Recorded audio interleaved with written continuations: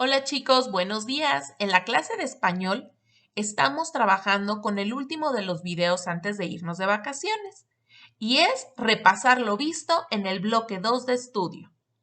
Comenzamos. El primer tema que vimos fue el del reportaje y vimos que un reportaje es un texto informativo que se desarrolla de manera amplia. Para ello pueden tratarse asuntos variados, de hechos reales de la actualidad y sobre todo que sean de interés general. Por ejemplo, podemos hacer un reportaje de una localidad, podemos también hacer un reportaje acerca de un personaje de la historia o finalmente podemos hablar acerca de un hecho o suceso que sucedió en un país o en un lugar. Nosotros estuvimos trabajando específicamente con los reportajes de tu localidad. Ahora vamos a ver el proceso que seguimos para elaborar el reportaje. Lo primero es que tenías que buscar información e investigar en libros, en internet o en revistas. Para ello te planteaste unas preguntas que te interesaban del reportaje y a partir de ellas buscaste la información. Entonces comenzaste a obtener citas textuales, es decir, esos textos que se escriben tal cual están en el libro sin usar tus palabras, sino las palabras de quien lo escribió. Y las escribimos en una ficha de trabajo. Una vez que tuvimos estas fichas de trabajo, organizamos algunos mapas conceptuales para que la información estuviera más clara y finalmente lo escribimos en un texto escrito. El segundo tema que vimos fue el de cuentos de misterio. Y nosotros vimos que el cuento de terror o cuento de misterio es un texto que relaciona el temor a lo desconocido con una amenaza inevitable o con un estado de incertidumbre y de indefensión frente a esa amenaza. Para mantener la atención del lector, un verdadero relato de misterio debe de tener un clima especial.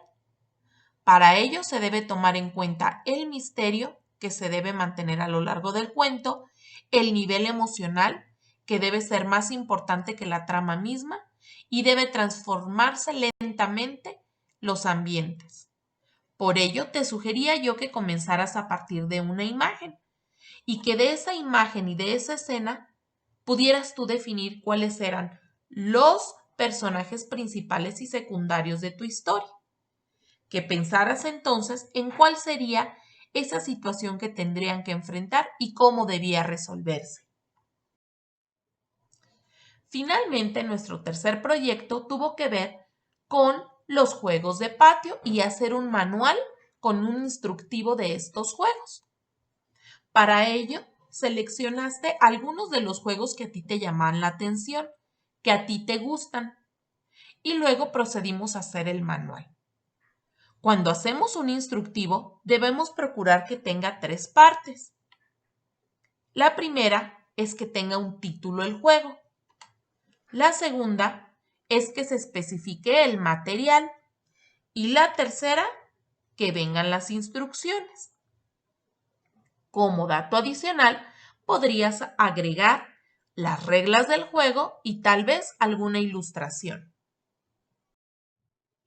En estos instructivos íbamos a utilizar 3 formas gramaticales. Los verbos que nos dicen las acciones que vamos a realizar, principalmente en infinitivo, aunque si tú lo decidías, podían estar conjugados.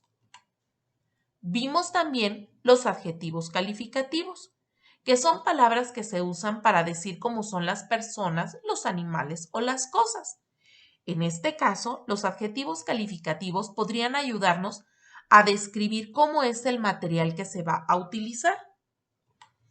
Y por último vimos que llevaban adverbios, que son palabras que complementan a un verbo, a un adjetivo, y nos ayudan a que se entienda mejor esas instrucciones que vienen en los juegos, pudiendo ser generalmente de modo, de tiempo o de lugar, aunque también hay de cantidad, de afirmación o de duda.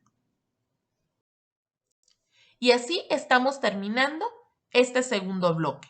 Recuerda ver las programaciones de Aprende en Casa, realizar los ejercicios y leer tu libro de texto.